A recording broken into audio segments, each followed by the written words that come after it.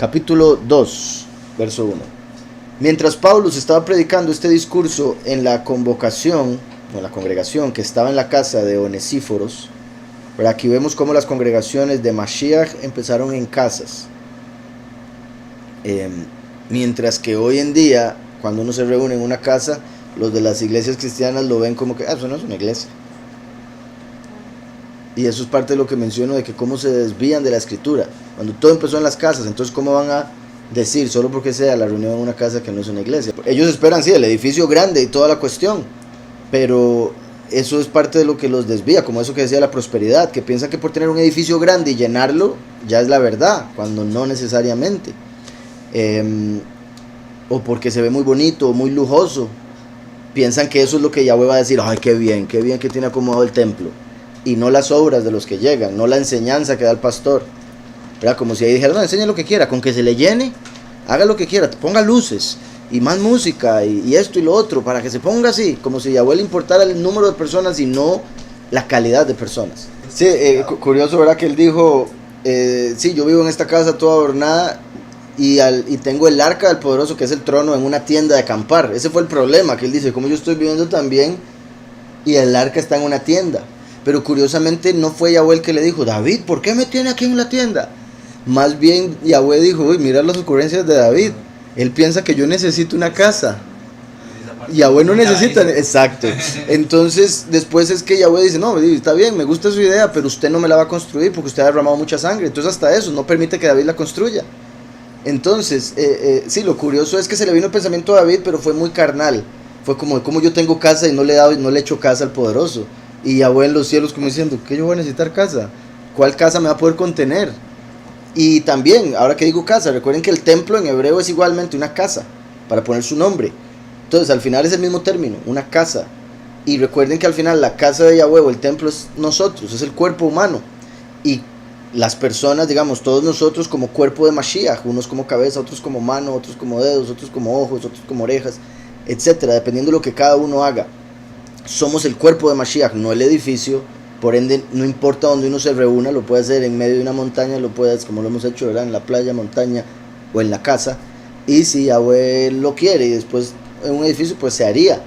Pero como les he dicho, una de las razones por las que yo no he pensado en hacer esos movimientos en un edificio, que yo sé que a veces, digamos, los Shabbats ya casi que se está necesitando un lugar más grande, pero como he dicho, y no sé, o sea, no sé si sea cosa mía que tenga que cambiar, la verdad, por eso lo digo, o qué, o mandarme, que yo no quiero, igual que con lo que dije de Patreon, que yo no quiero decirles, hay una suscripción, para ver los estudios tienen que pagar tanto al mes. Tampoco quiero estar en un edificio y decir, uy, gente, hay que pagar el próximo mes y no sé cómo vamos a hacer, entonces por favor empiecen a soltar, ¿verdad? No quiero eso, que es lo que lleva a los cristianos a solo pensar en plata y en meter más gente porque hay que pagar y después que hay que hacerlo más grande.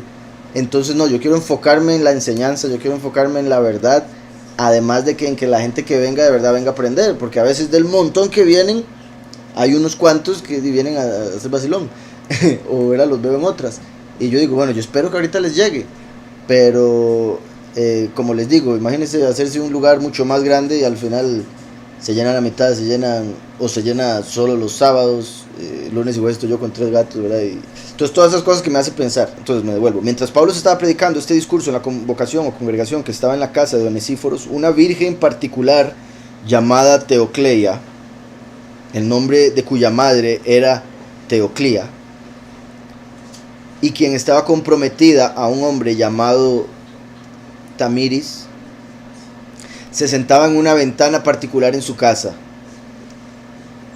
Ahí Pablo, ten cuidado, Tecla, porque se acuerdan que Pablo se extendía en sus prédicas y un día un hombre que estaba sentado en una ventana se durmió y se cayó y se murió, y Pablo bajó y bendito Yahweh lo resucitó a través de Pablo, pero peligro sentarse en una ventana cuando está predicando Pablo. Entonces dice, ahora es particular que estuviese sentada en la ventana por un par de razones. Una, que las ventanas representan revelación, como que ella está por recibir revelación o darla, o representa una revelación en sí misma, puesto que representa a la congregación, porque es una virgen particular llamada Teocleia, la congregación que da honor al nombre de Yahweh, por el significado del nombre Teocleia. Y estaba sentada en una ventana, como también la escritura dice que los escogidos llegarán como palomas a las ventanas, como cuando dice Apocalipsis 12 que se le van a dar alas de águila, vamos a ser transformados y llevados a las nubes.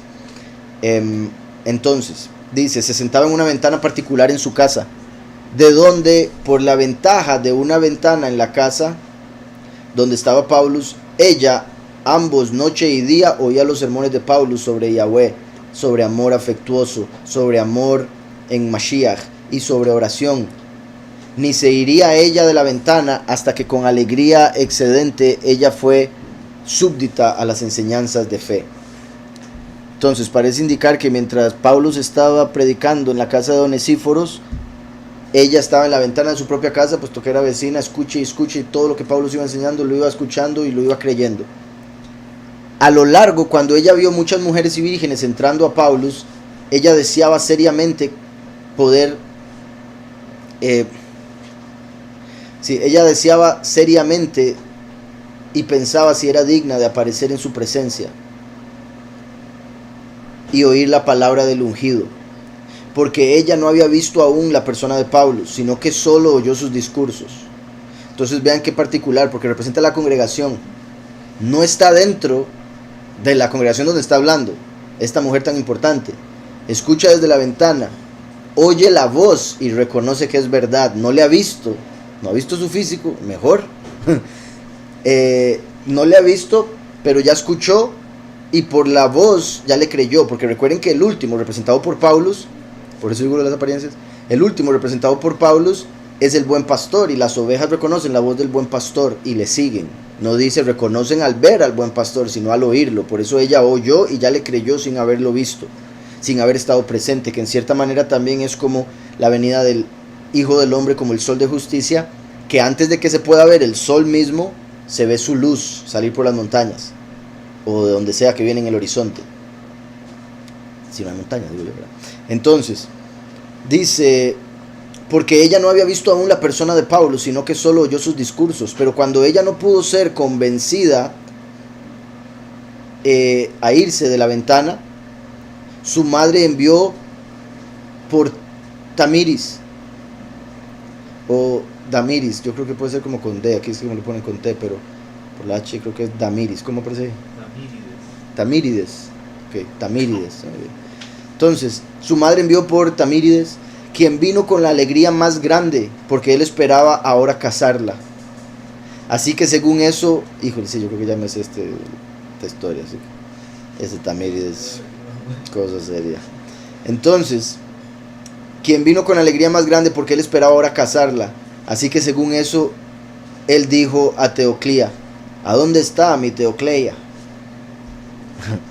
Teoclía, la mamá, contestó, Tamiris o Tamírides, tengo algo muy extraño que contarte. Teocleia, por el periodo de 3 días, no se mueve de la ventana, ni tanto como para comer o beber, pero está tan intenta, o ¿cómo dice? Bueno, sí. Está mirando fijamente, bueno, es que también no estaba mirando, estaba escuchando, pero yo creo que me suena como intensa. Está tan intensa en oír a los discursos artísticos y delusivas de un particular extranjero. Entonces vean cómo ellas, esta familia de la casa de la par de Onesíforos, no eran creyentes, puesto que Pablo estaba hable y ella oyó algo y de repente se quedó en la ventana, le interesó tanto que ya llevaba 3 días ahí la mujer, oye y oye.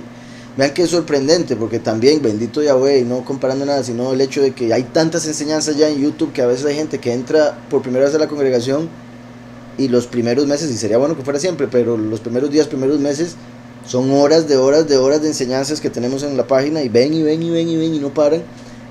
Bendito Yahweh por tanto que hay ya disponible. Esa sed con la que vienen, que es parte de lo que habla la escritura como el primer amor, que Yahweh le dice a algunos, vuelvan a su primer amor, ¿verdad? Cuando se les empieza a olvidar esa ganas y pasión con la que empezaron al inicio a aprender del Padre.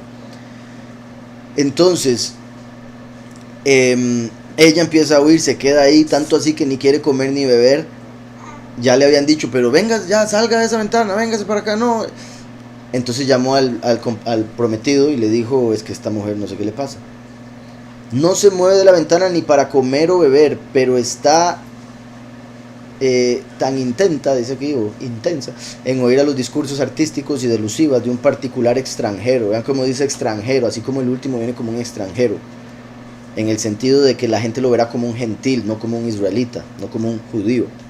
Dice que yo estoy completamente anonadada, igual que muchos familiares de personas que llegan a la congregación y empiezan a ver los estudios y empiezan a aprender, y los familiares, ¿por qué le pasa a este loco? Se nos volvió loquito. Y llaman a otro familiar, ¿usted no ha oído lo que está hablando esta persona ahorita? Ah, es que usted no ha hablado con ella, pero espera que lo vea, porque le va a salir con que Dios es Satanás y no sé qué. Entonces, tristemente es algo que la mayoría o todos hemos vivido al llegar a la verdad. Y todos los familiares empiezan a pensar que estamos locos porque no entienden ni el deseo de aprender, de conocer al Padre, ni entienden el punto del mensaje. Entonces, dice Tamiris, que yo estoy completamente anonadada, Tamiris, que una muchacha joven de su modestia, conocida, se permitiría ser tan convencida. Eso también es una particularidad de la gente del mundo, los escépticos, que piensan que ser escéptico es ser inteligente. Piensan que ya solo el hecho de no querer creer en nada los hace más inteligentes que el resto. Que si alguien cree algo, usted sí es tonto, crédulo. Pero recuerden que incluso entre una persona que cree cosas que no son correctas y una persona que no cree nada, es mejor la que cree en cosas incluso si no son correctas. Porque cuando llegue la verdad la va a creer, mientras que el que no cree nada, cuando llegue la verdad la va a rechazar. Entonces incluso si fueran los dos extremos, es mejor el de creer. Pero eso sí, lo va a llevar a darse golpes en la vida por haber creído en personas, haber creído tal cosa que después se dio cuenta que era mentira, pero por esa fe, esa ganas de creer y conocer al Todopoderoso, el Padre lo va a ir guiando hasta que llegue a la verdad, si uno persevera. Entonces vean cómo similar a uno de las tres partes en la escritura cuando aparece el término cristiano, solo 3 partes de la escritura aparece el término cristiano, y las 3 se puede interpretar como que era un insulto, era algo negativo. Primero que todo fueron los gentiles que no creían en Mashiach quienes empezaron a llamar a los creyentes así. Se cree que el origen de la palabra es crestín, que significa tonto, casi que una persona que tiene un retardo mental, y se dice que lo utilizaban para referirse a los creyentes porque eran, entre comillas, tan tontos para creer en que un muerto podía volver a la vida. Entonces, obviamente la otra opinión, la más común, la que todos los cristianos siguen, es de que era un término para referirse a que creían en Cristo. Pero recuerden que Cristo, aunque es como el equivalente, no es exactamente lo mismo que ungido. Cristo es untado, ungido es con el aceite, ¿verdad?, como derramado sobre la cabeza. Y Agripa, cuando Pablo le habló, un hombre, un líder, él dijo: uy, Pablo, casi me convences de convertirme en un cristiano. Como he dicho, si cristiano fuera un buen término, no lo hubiera utilizado en ese contexto. Ahí es como haber dicho: casi me haces un tonto, casi me convences de convertirme en un tonto, casito. Pero la forma en que lo dice Agripa es como dando a entender: yo tan inteligente, tan poderoso que soy, y casi caigo creyéndole. Entonces vemos que muchos en la sociedad, en el mundo, por lo que el enemigo les ha puesto en el corazón a través de la carne, ven el creer, el tener fe, como una debilidad. De hecho, como les he dicho, hay muchos ateos que lo ven como una muleta, que los que creen en el Todopoderoso, eso es una muleta, porque no pueden afrontar la vida, entonces necesitan un amigo imaginario que les ayude. Así es como lo ven los ateos, sin entender lo que es la relación verdadera con el Todopoderoso. Y que en algunos casos, si no decir en todos, los amigos imaginarios de los niños en realidad son demonios, espíritus malignos que sí los están viendo. Entonces no son imaginarios tampoco esos, pero bueno. Entonces dice que una muchacha joven de su modestia, conocida, ¿verdad?, tan famosa que es conocida por ser modesta, se permitiría ser tan convencida, ¿verdad? Y esto lo repito para todos los hermanos y hermanas como Teocleia que estén escuchando, que tal vez se han sentido ofendidos o ofendidas por familiares que le han dicho: usted se dejó convencer por ese loco o por esa secta o lo que sea que inventen, sin ponerse a ver en la escritura, que ese es el punto. Dice: porque aquel hombre ha amotinado la ciudad entera de Iconio, y hasta tu Teocleia, entre otros. todas las mujeres y hombres jóvenes se amontonan a él para recibir su enseñanza, quien además de todo el resto les dice a ellos que existe solo un poderoso. Vean eso, es importantísimo porque es una verdad, ¿verdad? Yahweh Echad, Yahweh es uno, solo hay un poderoso. Todos los otros que dicen ser poderosos son en realidad ángeles caídos, haciéndose pasar por el poderoso verdadero. Entonces dice, además de todo el resto, les dice a ellos que existe solo un poderoso, que solo se le debe adorar a él, ¿cierto? Y que deberíamos vivir en castidad. A pesar de esto, mi hija Teocleia, como una tela de araña prendida a la ventana, está cautivada por los discursos de Pablo y los atiende con seriedad prodigiosa y enorme deleite. Y así, por atender a lo que él dice, la muchacha joven está seducida. Entonces vea la palabra que utiliza. Después de decir, este hombre que dice que castidad, ya la sedujo. Entonces ahí vemos que se está refiriendo con la enseñanza. Fue seducida con la enseñanza, fue convencida. Pero él está hablando de castidad. Por ende, utilizar la palabra seducción no es la mejor. Pero viene de una persona que no entiende lo que habla, una persona del mundo que al decir eso de castidad está indicando que para ella la castidad era lo más tonto del mundo, por ende lo más seguro y moral sexual. Y ahora dice la sedujo, cuando sería, repito, ese no es un término correcto para referirse a alguien que está hablando de castidad. Entonces, aquello de lo que ellos serían culpables es lo que está proyectando sobre Pablo. Dice, ahora anda tú y háblale a ella, porque ella está comprometida contigo. Según esto, fue Tamiris y le saludó con cuidado de no sorprenderla. Que no se le cayera en la ventana. Mi amor. Tras eso, como le dijeron que estaba loca, ya me lo imagino, ¿verdad? Como llega la gente con personas que... ¿Todo bien? ¿Cómo estás? Según esto, fue Tamiris y le saludó con cuidado de no sorprenderla y dijo, Teocleia, mi esposa, ¿por qué estáis sentada en esta postura melancólica? ¿Cuáles impresiones extrañas están hechas sobre ti?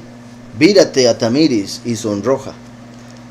La madre de ella también le habló de la misma manera y dijo, niña, ¿por qué te sientas tan melancólica, como una anonadada, y no haces ninguna contestación?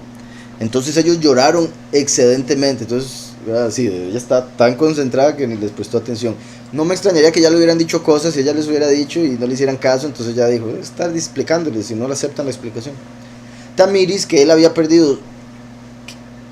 Entonces ellos lloraron así. Ellos lloraron excedentemente. Tamiris, que él había perdido su futura esposa. Teoclía, que ella había perdido la hija de ella. Ya la dieron por loca, la perdieron, ¿verdad? Y las mucamas, que ellas habían perdido a su ama. Y hubo luto universal en la familia. Pero todas estas cosas hicieron ninguna impresión sobre Teocleia para inclinarla, ni tanto como para virarse y notarles a ellos, porque ella seguía contemplando los discursos de Pablo.